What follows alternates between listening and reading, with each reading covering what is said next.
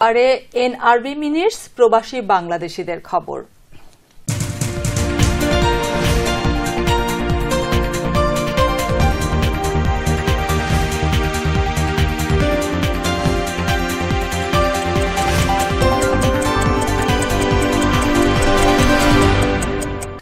Bangladesh night উদযাপন করল city university of new ইয়র্কের লাগোর্ডিয়া কলেজ।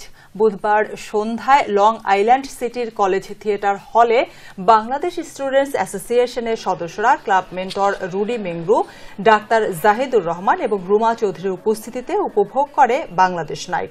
আশরাফুল হাবিব মিহির ও আয়েশা তাহমিনা অধরার উপস্থাপনায় কলেজের ছাত্রছাত্রীরা পরিবেশন করে নৃত্য, সঙ্গীত, কৌতুক, নাটক ও ফ্যাশন শো।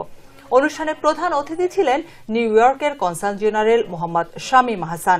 বাংলাদেশ নাইটে ক্লাব মেন্টররা ছাড়াও acting director Kevin Jordan, students affairs vice president Michael Beston ও campus life assistant director Fawad Rahman বক্তব্য রাখেন।